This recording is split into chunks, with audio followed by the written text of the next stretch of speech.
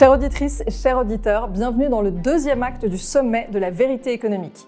Dans notre première vidéo, Marc Toiti nous a révélé ce qu'il a pu observer de l'intérieur en près de 30 ans au plus près du pouvoir. Et aujourd'hui, on rentre dans le vif du sujet. Souvenez-vous de ses propos, il a insisté sur le fait que le vrai danger ne serait pas que la France fasse défaut, mais plutôt ce que l'État serait prêt à faire pour l'éviter. Sa thèse, la voici.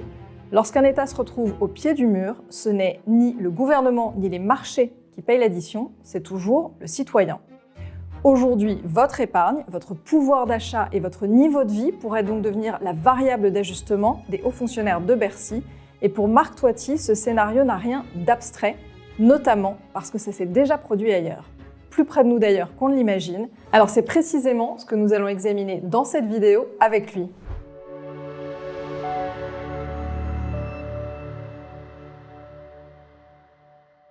Bonjour Marc. Bonjour Ingrid, ravi de vous retrouver pour ce deuxième volet des sommets de la vérité, c'est magnifique. On va y arriver, la vérité va l'emporter. Justement, la vérité va l'emporter. Je crois savoir que dire cette vérité, ça peut s'avérer un petit peu dérangeant, ça peut avoir des conséquences en tout cas. Alors effectivement, si vous voulez, en 30 ans de métier, j'ai eu pas mal de pression de tout type, si vous voulez. Alors c'est vrai que ça passe des petites engueulades, où il y a eu des ministres, je ne vais pas donner de nom parce qu'ils sont encore, ils sont toujours là, on va dire, qui une fois m'avait appelé un ministre du Travail, pour tout vous dire, de l'Emploi, qui m'avait dit oui, parce qu'il avait créé des emplois un peu fast-food, comme je l'avais dit, c'est-à-dire des emplois un petit peu aidés, voilà. Donc j'ai dit c'est des emplois fast-food, et évidemment, la presse avait repris ça à l'époque. Et j'étais à l'époque chez Natexis, il m'a appelé, il m'a insulté, il m'a dit je vais vous faire virer de Natexis, etc. Que vous prenez? Je dis mais vous êtes boîte ministre, mais calmez-vous. Je dis vous parlez pas comme ça. Bref, c'était voilà, j'ai eu des mouvements comme ça. Bon, également les dirigeants de la Banque de la Banque centrale européenne. Bon, maintenant il est à la retraite, notre ami Jean-Claude. Mais c'est vrai qu'il a pendant pas mal de temps, voilà, il essayait de. C'est vrai que j'ai eu une chance incroyable à la Banque Populaire. Si vous voulez, c'est quand j'étais chef économique de la Banque Populaire, du moins jusqu'à ce que je m'en aille, parce que justement il y a plus j'avais plus cette liberté. J'avais une complète liberté. J'avais mon service d'études économiques. Et donc, on me laissait parler. Et c'est vrai que, bon, on peut le dire maintenant, il y a prescription. Donc, le président de la Banque centrale européenne avait appelé le président des banques populaires. On disait, dites-moi, Toiti, là, parce que c'est vrai que j'étais un petit peu critique à l'égard de la BCE, il faut le calmer, là, il dit un peu trop de trucs. Et le président des banques populaires a dit, mais attendez, si on a un économiste, c'est pour qu'il dise ce qu'il pense, c'est pour qu'il dise la vérité. Et donc, ça l'avait scotché. C'est le président des banques populaires qui m'a raconté ça de l'époque, évidemment. Donc c'était formidable. Et après, bon, en 2006-2007, il y a eu une fusion avec une autre grande banque. Là, c'était devenu plus compliqué, donc c'est pourquoi je suis parti. Alors au début, c'est vrai que j'étais un petit peu triste. Finalement, c'était formidable. Et pour tout vous dire, je devais aller dans une autre banque, pas donner de nom, et il y avait une clause dans mon contrat qui disait toute prise de parole dans les médias doit être validée par la direction générale. Et là, je me dis, attendez, il y a un problème de liberté de parole. Et c'est pourquoi j'ai créé mon cabinet. Et c'est vrai, ça a très très bien marché, mais même si on remonte un petit peu plus loin, si vous voulez, au début, comme je l'ai dit, moi j'étais chef économiste de la Banque Populaire, j'avais 27 ans, donc j'étais très jeune. Je suis toujours un peu jeune, mais bon, moins qu'à l'époque. Moi, j'essaye de rester jeune en tout cas. Et c'est vrai que donc ça a très bien marché parce que j'étais l'un des premiers à expliquer les choses économiques de façon simple, de façon pédagogique. Et je me rappelle, il y avait un économiste que je ne nommerai pas parce que bon, il m'avait convoqué en me disant oui Marc, comment tu fais pour être dans tous les médias, etc. Tu as des attachés de presse? Non, moi j'ai rien, juste les gens m'appellent quoi. Parce qu'il y avait justement un besoin de comprendre l'économie, et déjà à l'époque. Et il me dit écoute, moi je veux bien te prendre dans mon cercle, mais il y a un petit problème, c'est que on te comprend trop quand tu parles. Mais tu comprends, nous on est des économistes, on est des experts, donc on doit mettre une distance avec les gens. Moi je regarde, je dis écoute, t'as vraiment rien compris, c'est exactement l'inverse qu'il faut faire. D'autant qu'on veut que les Français s'emparent de ces thématiques économiques. Exactement, donc c'est ça, si vous voulez, la clé c'est qu'il faut dire les choses. Et c'est ça qui agace aujourd'hui, c'est que bon, maintenant ça fait 30 ans que je suis là, donc je suis parti du décor, entre guillemets. J'ai eu cette chance de pouvoir continuer, parce que c'est pas évident, certains disparaissent, et je continue parce que c'est ma passion. J'aime ça, et c'est vrai que j'aime le contact également, et puis dire les choses, c'est important. Mais c'est vrai qu'avec le temps, comme on se rend compte que finalement, souvent en tout cas, entre guillemets, j'avais raison, sans vouloir me lancer des fleurs, et ça agace. Et donc, c'est vrai que des fois, on me dit, attendez, alors pour tout vous dire, depuis 1 an et demi, c'est votre question, donc j'y réponds parce que je suis tout à fait franc, je pensais pas vivre de telles choses. Parce que bon, les pressions des ministres qui vous appellent, bon, ça va, c'est gérable, plus ou moins, quoi. Là, je suis plusieurs, bon, d'abord, on a créé des faux comptes à mon nom, etc., des fausses pubs. Donc d'ailleurs, je vous alerte, si vous faites des comptes WhatsApp ou etc., Marc Toiti vous conseille d'acheter tel ou tel produit, ce n'est pas moi. Donc là, faites attention. Et puis, après, on ne va pas donner le nom, mais j'étais dans une banque depuis 40 ans, si vous voulez, à la banque privée, etc. J'avais personnellement mes comptes de mon entreprise.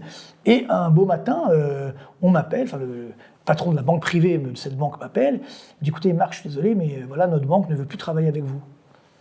Alors je dis, attendez, mais je n'ai pas compris de quoi s'agit-il. C'est pas de travailler, c'est-à-dire juste avoir vos comptes en oui, fait. Oui, c'est tout simple. Moi, j'ai jamais eu un seul découvert, jamais eu aucun problème. D'ailleurs, j'avais de l'argent même qui dormait sur mes comptes, etc. Bref.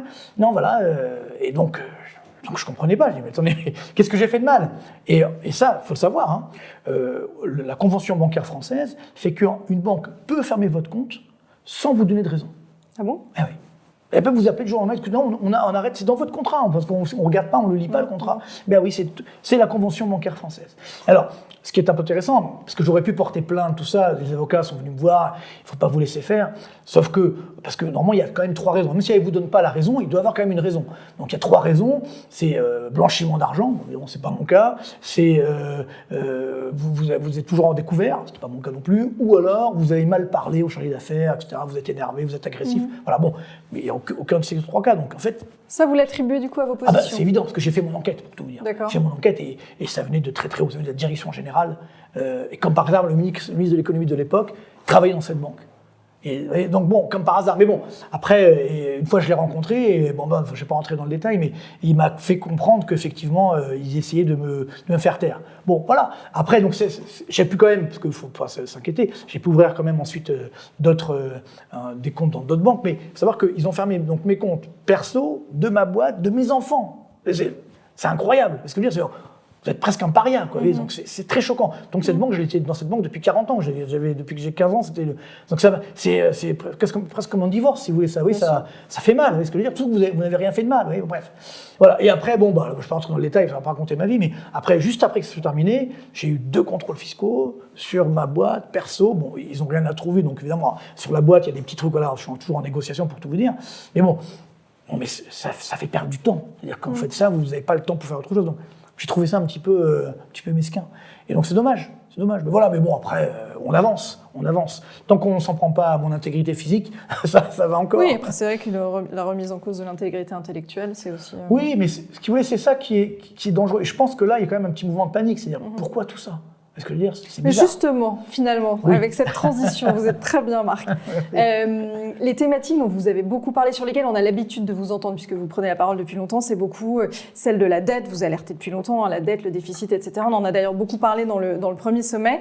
Et pourtant, c'est pas le cœur de votre discours aujourd'hui. C'est-à-dire qu'aujourd'hui, vous n'avez pas tant nous parler de la dette que de nous parler des citoyens. Oui. Et pourquoi est-ce que c'est devenu le sujet central aujourd'hui? Parce qu'en fait, moi, mon but, c'est justement donc, de démocratiser l'économie, mais c'est également de protéger les Français, de sauver également l'économie française.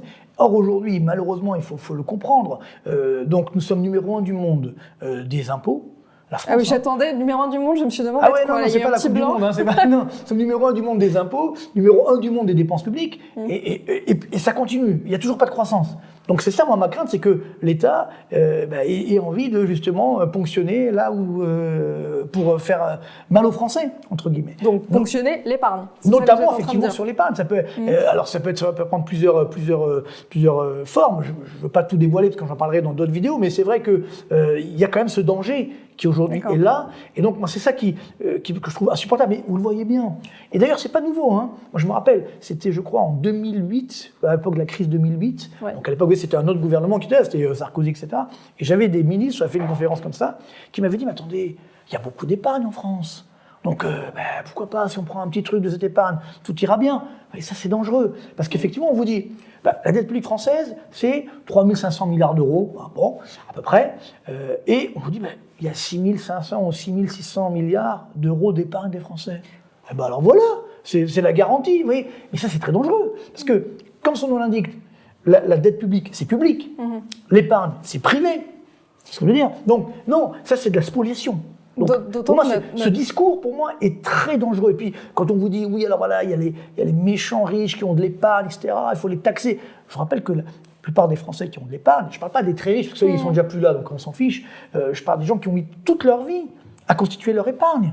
C'est ce que je veux dire. Et donc, on leur dit, ah ben non, toi, on va te taxer. Et puis, pareil sur les successions, on dit, oh, il faut taxer les successions. Mais elles sont déjà taxées, les successions. C'est ce que je veux dire. À partir d'un certain niveau, c'est 45%. Donc, c'est d'ailleurs pourquoi beaucoup de personnes qui ont un peu d'argent, eh ben, ils quittent la France quand ils arrivent à leur vieux jour. Donc, cet argent, il fuit la France. C'est horrible. Il faut le garder. Il faut le garder chez nous. D'autant que notre épargne, elle a une utilité. C'est-à-dire qu'en fonction des supports où on la place, ça peut financer des HLM, ça peut financer des entreprises locales, le tissu de PME. Bien sûr, bien entendu. Et, alors, pour tout vous dire, pas longtemps, je fais une conférence en Suisse. Et donc, parce qu'on sait très bien que les Français, justement, ils cherchent des placements où placer, où mettre leur argent. Surtout si on nous ferme les comptes en France, parce que je veux dire, les comptes bancaires. Bien, incroyable, aujourd'hui, les banques suisses, elles refusent les Français. C'est vrai, ça, j'ai entendu dire ça. Si vous n'avez pas 1 million d'euros, c'est-à-dire qu'il faut un certain montant de trucs, un certain montant, ben on dit non, c'est dangereux. Donc, il n'y a plus de place. C'est ce que je veux dire. Bon, sauf si vous êtes suisse, bien sûr. Hein. Si vous êtes franco-suisse, ça passe. Mais bon, ça veut dire qu'il y a une demande énorme. Vous voyez, c'est ça qui aujourd'hui est inquiétant, c'est que tous ces discours qui font peur, c'est pas mes discours, encore une fois. Moi, je suis contre justement ça, bien entendu. Mais le fait de dire, ah ben, attendez, la dette publique, c'est pas méchant. Il y a l'épargne des Français, elle peut être en caution. Pas du tout. L'épargne des Français, c'est privé. Vous voyez. Donc, qu'on ne se trompe pas, ce ne sont pas les riches qui vont payer. Comme toujours, c'est la classe moyenne, donc qui va encore s'appauvrir. C'est ça, celui qui est dangereux. Hein. Je l'évoquais un petit peu rapidement à la première émission, c'est que le danger de la France aujourd'hui, c'est que sa classe moyenne, elle est en train de s'appauvrir. Elle est en train de tomber. Le taux de pauvreté est en train d'augmenter en France. Vous voyez, donc, vous voyez, c'est ça. Ce qui est dangereux, c'est la classe moyenne justement inférieure qui est en train de tomber dans la pauvreté. Et ça peut faire une crise sociale et sociétale dramatique. Ouais. Vous voyez, et on a vu, hein, c'est déjà produit, hein, où justement, ben voilà, on se dit, ben finalement, l'épargne des citoyens, ça permet de compenser certaines pertes, etc. Mais ça, c'est dramatique, parce que, en plus, c'est un fusil à un coup. Vous faites ça une fois, vous ne pouvez pas le faire deux fois. Après, évidemment, il y a une fuite, effectivement, de cette épargne. Donc non, moi, je dis aujourd'hui, il faut rassurer. Et c'est vrai que quand on regarde, parce que tout à l'heure, je parlais de la dette publique, 3 500 milliards, en fait, ça, c'est la dette publique officielle. Mais, en fait, c'est une norme comptable. En Europe, en France, on dit, quand on regarde la dette publique, on regarde la dette publique effective, actuelle. On ne parle pas du hors-bilan. Or, le hors-bilan, c'est d'ailleurs les engagements de l'État qui ne sont pas encore actuels, mais qui sont engagés par l'État. Par exemple, le paiement des retraites des fonctionnaires. Ouais. C'est un engagement de l'État doit payer. Mais on dit non, ça c'est pas de la dette, c'est la dette future, donc on ne le met pas dans la dette actuelle. Mais si vous ajoutez le hors-bilan, vous savez combien se monte la dette publique française ? 7 500 milliards d'euros. Vous voyez, donc là, 3 500, 7 500.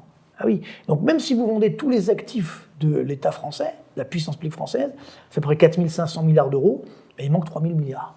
Alors justement, si on essaye d'étudier un peu les scénarios possibles, quelle pourrait être notre trajectoire ? C'est-à-dire qu'on ne va pas reparler du Venezuela qui est un peu lointain, mais si on se penche sur ce qu'on a pu connaître en Europe, il y a eu Chypre, il y a eu la Grèce. Est-ce que c'est un scénario à la Grèce vers lequel on se dirige ? Est-ce que c'est complètement différent aujourd'hui en termes de situation française ? Pour tout vous dire, je l'évoquais la dernière fois, hein, quand moi j'ai participé, enfin j'étais au cœur de la crise grecque, si vous voulez, j'allais beaucoup là-bas, et je me souviens au début je faisais des conférences, et parfois certaines banques me disaient « Bon Marc, tu dis pas que les taux d'intérêt vont augmenter ».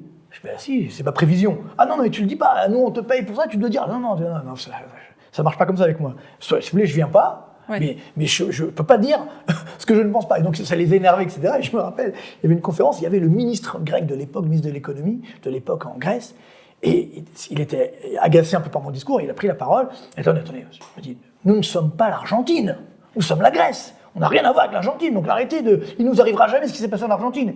Puis quelques mois plus tard, on a vu ce qui s'est passé. Ben aujourd'hui, on a le même discours en France. Attendez, nous sommes la France, nous ne sommes pas la Grèce. Vous voyez, ça peut nous arriver, mais ça sera pire. Parce que la Grèce, c'était 350 milliards d'euros de dette. Nous, c'est 3 500 milliards. Vous voyez, il y a un zéro de plus. Donc, mais la taille de notre économie n'est pas la même non plus. Évidemment. Mais en termes de pourcentage par rapport au PIB, vous voyez, aujourd'hui, on sera bientôt à 120% de dette par rapport au PIB. Ce qui compte, c'est l'augmentation. Je l'évoquais la dernière fois, 56 points de PIB d'augmentation depuis 2000. C'est énorme. Vous voyez. Donc, c'est plus soutenable. Donc, c'est en cela que... Par exemple, on me dit parfois, j'ai fait une vidéo il n'y a pas longtemps en disant le FMI bientôt à Paris. Parce que ça aussi, personne n'en a parlé. Moi, ça m'a... Mise sous tutelle. On n'est pas là, mais moi, ça m'a quand même estomaqué. Le FMI, tous les ans, il fait une étude sur les grands pays, notamment sur la France. Là, cette année, donc c'est sorti là le 21 mai, il a sorti une étude dans laquelle il dit tout simplement que le modèle français n'est plus soutenable. Vous vous rendez compte ? Oui, mais ça on le sait. En tout cas, le modèle social... de la part du FMI, c'est des termes forts. Et il dit qu'en gros, il ne fait pas du tout, il n'est pas du tout convaincu que le déficit public va baisser, etc. Donc, ce sont des termes forts. Ça veut dire qu'en gros, le FMI, bon, la Cour des comptes, elle fait depuis des années, mais on ne l'écoute pas. C'est le FMI, même si, bon, le FMI n'a pas de pouvoir sur la France. Mais, alors, justement... J'avais fait cette vidéo en disant voilà, le FMI bientôt à Paris, pour l'interrogation. Hein. Et alors on me dit non, mais c'est pas possible. Effectivement, le FMI ne viendrait pas à Paris, parce qu'il ne peut rien faire pour la France, le FMI. La dette grecque, c'était 350 milliards. Donc le FMI, la BCE, les pays européens, on a pu dire. Là, c'est 3500 milliards. Qui peut refinancer 3500 milliards ? Personne. Même le FMI. Donc, comment dire que on va devoir se débrouiller tout seul. Donc c'est là où ça devient dangereux. C'est qu'effectivement, on va se dire, alors, mais qu'est-ce qu'on va pouvoir ponctionner davantage ? Donc moi je dis, il faut absolument éviter d'en arriver là. Donc il faut qu'on retrouve justement une dynamique, qu'on inverse la dynamique, qu'on retrouve une dynamique de baisse de dette publique. Sinon, à la fin... Par la création de croissance, par exactement, quoi ? par la création de croissance. Parce que quand on me dit, par exemple aujourd'hui, moi, je trouve ça complètement incroyable, si vous voulez. On me dit, enfin on le voit d'ailleurs, c'est ce qu'il y a dans le budget 2026. Hein, on augmente les impôts pour nous dire, voilà, on va avoir plus de recettes fiscales. C'est ce qu'on apprend aux étudiants en première année d'économie. Moi, j'étais prof à la fac, et à Sciences Po également, mais par exemple, Panthéon-Sorbonne, et je cite ma première fac, et ensuite Sciences Po, j'ai arrêté parce que ça me convenait plus. Parce que quoi, on m'a dit qu'il fallait enseigner un peu, faire de l'éducation auprès des plus jeunes. Ouais, mais bon, j'ai enseigné pendant des années, si vous voulez. Le problème, c'est un problème de temps. Je n'ai plus le temps, si vous voulez. Et c'est vrai que moi, j'aime transmettre, mais avec aujourd'hui les nouveaux moyens de communication, voilà, YouTube, etc., enfin, tous ces, voilà, ce qu'on fait aujourd'hui, c'est formidable. C'est-à-dire qu'on a d'autres moyens de communication, et je trouve que les étudiants, parfois, justement, c'est ce qui m'avait un peu déçu, pas toujours, heureusement, il y a vraiment des étudiants qui sont motivés, mais notamment quand j'étais à Sciences Po, voilà, ils n'étaient pas dans le mouvement. Alors c'est vrai qu'ils étaient un petit peu embrigadés, hein, parce que moi, notamment, j'avais des étudiants en second semestre qui n'avaient jamais fait d'économie. Donc au premier semestre, on leur donnait un cours d'initiation à l'économie, qui était donné ce cours par l'économiste de Mélenchon de l'époque, si vous voulez. Donc, vous voyez ce que je veux dire ? Donc, c'est pour vous dire qu'il s'était un petit peu orienté. Donc, moi, quand j'ai récupéré, si vous voulez, au second semestre, il fallait tout refaire. Vous voyez ce que je veux dire ? Il y avait du boulot. Bon, blague à part. Voilà, donc c'est pourquoi... non, c'est important, encore une fois, mais aujourd'hui, on peut toucher. Et moi, franchement, c'est ça qui est formidable avec... bon, je parle de la pub pour YouTube, mais on voit qui regarde vos vidéos. Je trouve ça formidable. On sait qu'il y a plus ou moins l'âge qu'ils ont, etc. C'est combien... Et je vois, c'est ça qui me fait plaisir, qui me fait chaud au cœur, c'est qu'il y a plein de jeunes. D'accord. Donc il y a un frémissement quand même de changement dans la société, d'intérêt pour cette thématique. Il y a des jeunes qui malheureusement, là c'est vraiment, on veut tout casser, on veut voler l'argent des riches, etc. Moi je dis souvent, encore une fois, comme je l'évoquais la dernière fois, moi je viens des cités HLM d'Orly. Quand j'étais dans ma cité HLM où j'avais très peu de chances de m'en sortir, je voulais pas voler l'argent des gens. Vous voyez ce que je veux dire ? Je voulais réussir. Vous voyez ? Là aujourd'hui on vous dit, ah ben il y a des riches, des méchants riches, il faut leur piquer leur fric. C'est quoi cette affaire ? C'est pas une dynamique, c'est pas positif, c'est pas constructif. Vous voyez, moi je suis pour la construction, la création. Eux, c'est des destructeurs, ils veulent détruire. Les gens qui ont mis toute leur vie à mettre un petit peu d'épargne, on va les taper. Maintenant, ils ont rien fait de mal. Et par contre, alors, les narcotrafiquants, etc., eux, on les laisse faire. Vous voyez, donc non, c'est très dangereux. Donc ça, voilà. Donc on revient sur notre idée de création de richesse et de croissance, que ce soit à un niveau individuel donc, voilà. Ce que ou je à un vais vous niveau dire, collectif. c'est qu'effectivement, merci Ingrid, c'est que quand aujourd'hui on me dit oui, on va augmenter les impôts, tout va bien se passer, donc ce qu'on apprend en première année d'économie, quand vous augmentez les impôts, on l'a vu dernièrement, ça casse l'activité économique, donc ça réduit ce qu'on appelle l'assiette fiscale, donc vous ponctionnez plus mais sur un gâteau plus petit. Donc à la fin, il y a moins de recettes fiscales. Donc, évidemment, il y a plus de déficit. Donc ça ne marche pas. C'est encore ce qu'on appelle la fameuse courbe de l'affaire, trop d'impôts tue l'impôt, mais on l'a vu, ils ont essayé avec les yachts. Maintenant, il n'y a plus de yachts en France. Évidemment, ils ont taxé les yachts. Pareil sur les petits colis. Oui, mais les petits colis, maintenant, ils sont livrés à Amsterdam. Encore une fois, mais c'est un manque de discernement incroyable. Pourtant, ces gens, ils sont intelligents. Enfin, j'ai l'impression, je sais pas, bon bref. C'est ça, moi, qui m'inquiète. C'est qu'il y a des gens qui ont fait des études, etc., mais ils sont tellement hors sol. Ils ne sont pas dans la réalité. Parce que ça, c'est une question que j'avais, ceci dit, pour vous. Oui. C'est-à-dire qu'on se demande, mais vous avez commencé à y répondre, est-ce qu'ils sont hors sol ou est-ce qu'ils tiennent un discours de façade et qu'ils sont inquiets dans les coulisses quand vous les fréquentiez ? Il y avait une inquiétude qu'on essayait d'éviter de communiquer. Oui, il y a un peu les deux. Je pense que c'est en train de changer. Maintenant, ils sont quand même conscients de ce qui se passe plus ou moins, mais ils sont dans le déni. Tu vois, non, tout va bien. Vous exagérez. Regarde, on a vu, ils vous donnent, voilà, Choose France. Ah ouais, il y a eu plein de capitaux, oui, mais ça ne crée pas d'emploi. Ah, mais c'est pas grave, c'est quand même une bonne nouvelle, il faut la dire. Bon, c'est ça qui est dramatique, c'est qu'ils n'acceptent pas là. Et c'est dangereux. C'est dangereux parce que la base, c'est comme en médecine, la base, c'est qu'ils font le bon diagnostic. Si vous ne voyez pas le bon diagnostic, ben évidemment, vous allez avoir les mauvais médicaments. Donc c'est ce qu'on fait chez nous. Donc là, on a mauvais diagnostic et par conséquent, potentiellement, mauvaise mesure économique qui devrait tomber. Moi, je suis pour ce que j'appelle une thérapie de choc bienveillante. Ça fait des années que je la préconise. Qu'est-ce que ça veut dire, ça? Une thérapie de choc bienveillante, ça veut dire on ne va pas faire la saignée, vous voyez, on ne va pas faire la rigueur pour la rigueur. Il faut être bienveillant. Aujourd'hui, les Français, ils ont peur. Moi, je le vois tous les jours, ils sont inquiets. Vous vous rendez compte qu'aujourd'hui, les Français ne font plus d'enfants. C'est la première fois que c'est arrivé en 2025, le taux de natalité est passé sous le taux de mortalité. On n'avait jamais vu ça dans l'histoire de France depuis la Seconde Guerre mondiale. Il se passe quelque chose. Il y a une perte un peu de l'espoir, une crise de l'espoir. Voilà, donc il faut redonner l'espoir. C'est quoi l'espoir? D'où vient l'espoir? C'est le pouvoir d'achat. C'est le fait de dire, mais ce que me disait, je me rappelle, mon père à l'époque, je raconte ma vie, il me disait, je sais que toi, tu seras plus haut que moi. C'est ça en fait. Aujourd'hui, malheureusement, beaucoup de Français ne sont pas sûrs que leurs enfants seront mieux qu'eux. Et on le voit aujourd'hui. Et d'ailleurs, c'est l'erreur quand on veut taper sur les retraités, on dit ouais, il faut les taper, etc. Les retraités aujourd'hui, ils aident leurs enfants, ils aident leurs petits-enfants. Pas tous, malheureusement, mais bon. Ça, c'est une des choses aussi que vous voyez comme mesure qui pourrait être prise et qui pourrait... Alors, je reviens sur ma thérapie de choc bienveillante. Oui. Pas compliqué. Il faut baisser les impôts. D'accord. Nous sommes numéro 1 des impôts. Il faut faire exactement l'inverse de ce qui est préconisé aujourd'hui. Il faut baisser massivement les impôts d'au moins 50 milliards d'euros. Mais pas que pour les entreprises ou que les ménages, pour les deux. Pour les entreprises, impôt sur la production par exemple. Pour les ménages, la CSG. D'accord. Et la CSG, c'est assez amusant, entre guilles. C'est-à-dire, à la base, c'était créé en 91 par Michel Rocard. Il a dit, bon, vous inquiétez pas, ça sera 1%. Ouais. D'où, puis, bon, c'était pour financer la sécurité sociale. Le fameux trou de la sécu, comme on dit. Bon, sauf qu'aujourd'hui, on est en 2026, on est à plus de 9% de CSG, 20% quasiment sur l'épargne, donc ça n'a pas arrêté d'augmenter. CRDS, là c'était créé à l'époque de Juppé, il a dit non, ça sera temporaire, ça va durer 13 ans, vous voyez, c'était créé en 95, on est aujourd'hui en 2026, c'est toujours là, et ça va continuer, vous voyez. Donc tout ça pour dire, non, il faut inverser tout ça, redonner du pouvoir d'achat. Vous baissez les impôts, mais dans le même temps, il faut aussi baisser les dépenses publiques. Bien sûr. Voilà. Et c'est là que le bas blesse. Personne n'a le courage de baisser la dépense publique. Alors, quand je dis la dépense publique, ça veut dire qu'il faut baisser notamment les dépenses de fonctionnement. Parce que c'est ça qui est fou. Encore une fois, ce chiffre de l'INSEE, je n'invente rien. Qu'est-ce qui a le plus augmenté ces dernières années dans les dépenses publiques? Ce ne sont pas les dépenses sociales, qui ont quand même augmenté de 14% depuis 2021. Et qui vont continuer d'augmenter. Mais ce sont les dépenses de fonctionnement. Plus 24%. Vous vous rendez compte? Je croyais que c'était une priorité de les baisser. Eh ben voilà, mais c'est du pipeau, c'est mon expression. C'était du marketing. 24% de hausse des dépenses de fonctionnement depuis 2021. 106 milliards d'euros. Vous vous rendez compte? Donc là, il y a des choses à faire. Vous voyez, moi, c'est pour ça que je dis, par exemple, on a ce qu'on appelle en France les ODAC, organismes divers d'administration centrale. Voilà. Et donc, c'est des agences d'État, etc. Je ne parle pas des comités Théodule, hein. Ça coûte à peu près moins d'1 milliard, ça va. Ça va. Il faut les supprimer aussi, mais je veux dire... mais il y a 700 ODAC donc, en France. Vous savez combien ça coûte chaque année, ce truc-là? 150 milliards d'euros. 150 milliards d'euros. Donc on a un peu de marge de manœuvre, ce que vous êtes en train de dire. C'est-à-dire que, je veux dire, là, on peut réduire.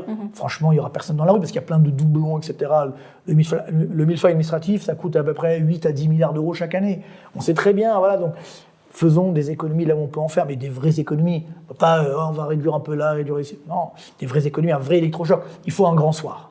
Des grands soirs. Un grand soir positif. Oui, plusieurs grands soirs. Grand soir de la fiscalité. Réduire les impôts et les simplifier aussi, parce qu'on a une fiscalité complètement, je dirais, alambiquée, trop complexe. Grand soir de la dépense publique, grand soir du marché du travail, réduire les charges qui pèsent sur les salaires et donc augmenter les salaires nets. L'imposition. Voilà, tout à fait, mais ça veut dire qu'après on va réorganiser justement les dépenses vers le social notamment. On va se poser la question évidemment du social, tous les gaspillages, toutes les fraudes, etc. qui existent en permanence. Mais moi je ne parle pas, parce que les fraudes, c'est pas, moi je vois aussi beaucoup de chefs d'entreprise aujourd'hui qui sont trompés dans leur déclaration URSSAF, un truc comme ça, contrôle fiscal, bam, ils sont explosés, ils ferment la boîte. C'est ce qui se passe aujourd'hui. C'est-à-dire que beaucoup de boîtes aujourd'hui, malheureusement, contrôle fiscal qui se passe mal, on ferme la boîte. Derrière, il y a des dizaines, voire des centaines de salariés au chômage. C'est très dangereux. C'est-à-dire, c'est pas constructif. Moi, je me rappelle, une fois, j'avais fait un débat sur une émission, il y a quelques années déjà, il y avait un inspecteur du travail qui m'a dit off, avant que l'émission ou après l'émission, je ne me rappelle plus très bien, il me dit, de toute façon, moi, je préfère qu'une entreprise fasse faillite plutôt qu'elle ne respecte pas le droit du travail. Complètement fou. Et des gens complètement dogmatiques. Ils sont dangereux, ces gens-là. Vous voyez. Donc, voilà, il faut redonner de l'espoir. Donc, si vous baissez les impôts, vous baissez les dépenses, vous baissez les charges, vous créez des fonds d'investissement pour financer la retraite, également ce qu'on appelle des fonds de pension. Mais voilà. Là, vous donnez un bol d'air, vous redonnez l'espoir, vous financez l'innovation, vous faites des bonnes formations, parce que les formations aujourd'hui, on sait très bien qu'elles ne vont pas là où veulent les entreprises. Il n'y a pas d'adéquation entre la réalité économique et la formation. Exactement, il y a des pénuries de main-d'œuvre et le chômage qui augmente. Il y a un problème, vous voyez, voilà. Donc c'est ça, c'est possible. Et alors, ce qui est intéressant, c'est que moi, je préconise ça depuis quelques années, c'est vrai. Peut-être même une quinzaine d'années, plus ou moins j'ai ajusté ici. Ah oui, aussi les normes, toutes les normes, etc. que nous avons en France. On a un choc de simplification. Exactement. Donc ça fait des années que je préconise ça, mais c'est vrai qu'il y a encore quelques années, on me disait non mais attendez, si on fait ça, ça va être la récession, ça va être horrible. Sauf que maintenant, plein de pays l'ont fait. Ouais. Et ça marche. Vous voyez, le Portugal, l'Italie, l'Allemagne, bon, même si l'Allemagne souffre, l'Espagne, etc. La Grèce, bien sûr. Regardez, comme ils nous aujourd'hui presque, ils nous font, ils nous montrent qu'ils ont fait des efforts, ils sont en train de rembourser par anticipation leurs dettes. Vous voyez, ils nous narguent presque entre guillemets. Bon, non, mais ils ont raison d'être fiers aussi. Mais ils ont souffert. Moi, c'est ça que je dis aujourd'hui. Faites attention parce que si on n'affronte pas la réalité, à la fin, on va souffrir effectivement comme les Grecs. Et c'est ça moi qui m'inquiète, c'est que je pense que les Français, comme ils n'ont pas cette culture économique, comme un peu les Grecs aussi d'ailleurs, ils ne sont pas prêts à ce qui peut se produire. Non, parce que qu'est-ce que ça veut dire? Ils vont souffrir, c'est quoi? C'est notre pouvoir d'achat qui va baisser, les retraites qui vont diminuer? Qu'est-ce que c'est? Oui, ça veut dire. C'est que si, ce qui s'est passé en Grèce, ça veut dire baisse du pouvoir d'achat, baisse des salaires, baisse des retraites. Pareil pour les fonctionnaires, il y aura baisse des traitements. Ça veut dire également le chômage qui va augmenter, donc moins de pouvoir d'achat, etc. C'est horrible. Rappelez-vous ce chiffre. La Grèce, moins 30% de baisse du PIB en 3 ans. Aujourd'hui, on est encore 14% en deçà du niveau de 2008. Rendez-vous compte, c'est comme si vous aviez votre revenu de 2008, moins 14%. Ça fait de la peine. Ça veut dire que vous n'avez pas vraiment évolué dans la vie. Quoi. Donc c'est dangereux. Donc je ne veux pas ça pour mon pays. Je ne veux pas ça pour mes enfants, mes petits-enfants. Donc, sinon, ils vont partir. Moi, ce qui m'effraie, c'est qu'aujourd'hui, je vois plein de jeunes qui quittent la France. Je dis, regardez. Bon, c'est un petit peu indirect, mais ce qui se passe sur la révolution de l'IA, par exemple, ou même du numérique. Allez, voyons plus large, le numérique. Combien d'entreprises du numérique cartonnent aujourd'hui en France? Bon, il y en a 1 ou 2, 3, allez, 4. C'est tout, mais c'est tout très très bas. Il n'y a que des Américains. Bon, je ne parle pas des Chinois, mais des Américains. Il n'y a même pas des Européens. Donc, il y a un problème là aussi. Ce que je veux dire, on a raté la révolution Internet, on a raté la révolution du numérique, on a raté la révolution plus ou moins des nouvelles technologies de l'énergie, on est en train de rater la révolution de l'IA, mais qu'est-ce qui va nous rester? D'autant que si l'écart se creuse trop, effectivement, après ça ne fait que... Ben oui, mais c'est ça qui aujourd'hui m'inquiète, et comme on l'a dit tout à l'heure pour commencer l'émission, à la fin, qui paye? Ce sont les Français, enfin les citoyens. C'est ça qui veut même pas compte, c'est que là on se dit oui, c'est bon, on va taxer les riches, mais évidemment on va se refaire. Mais non, ça ne marchera pas comme ça, parce qu'il n'y aura pas justement, en augmentant les impôts, vous allez casser encore plus l'activité économique, et donc il y aura plus de chômage, ça veut dire plus de misère sociale. Et je peux vous en parler, parce que moi j'ai connu cette situation compliquée. C'est quand je suis rentré sur le marché du travail, il y avait un taux de chômage à 13%. Vous voyez ce que je veux dire? Donc c'était une autre époque. Mais quand même, on avait cet espoir. Aujourd'hui, on est à 8,2% et ça paraît complètement fou. Imaginez demain si le PIB baisse vraiment de 2% par exemple. Ne serait-ce que 2% de baisse du PIB en France. Catastrophe. Donc on n'est pas préparé à ça. Et l'INSEE l'a annoncé dernièrement. Vous avez aujourd'hui 56% des Français qui vivent grâce à la dépense publique. 50, ça veut dire globalement qui reçoivent plus que ce qu'ils donnent. 56%, il y a un problème d'ici. Mais donc si vous baissez ça en réduisant le budget de fonctionnement de l'État, il faut trouver à nouveau relais d'activité, il faut trouver des jobs pour tout le monde. Et si vous réduisez justement, c'est ce que je dis toujours, parce que si vous supprimez les fonctionnaires, on ne peut pas les virer. Les supprimer comme ça, c'est compliqué. Voilà, mais par contre, tous ceux qui partent à la retraite, on ne les remplace pas. Ce qu'avait promis Sarkozy, qui n'a jamais été fait. Ce qu'avait promis. Quel est le président qui a le plus augmenté le nombre de fonctionnaires? Macron. C'est incroyable. Eh oui, il faut regarder les chiffres. Voilà, c'est juste ce que je fais. Certains me disent, t'es dur contre Macron. Mais je n'ai rien contre lui, particulièrement. Sauf que, malheureusement, lui, il a peut-être quelque chose contre vous. Ah, certainement. Mais je veux dire, en tout cas, excusez-moi l'expression, il a fait du sale boulot. C'est-à-dire que, moi, j'ai de la peine, parce que, comme vous, comme nous tous, on aime la France. On veut que ce pays s'en sorte. On ne peut pas laisser ce pays comme ça s'effondrer. Est-ce que je veux dire, Lost of Man, c'est le Titanic, il a déjà touché l'iceberg et on joue de la musique. Il faut arrêter, vous comprenez? Donc, non, moi j'ai de la peine, et je me dis, voilà, il faut. Et donc, simplement, ce que font ces dirigeants-là, ils gagnent du temps.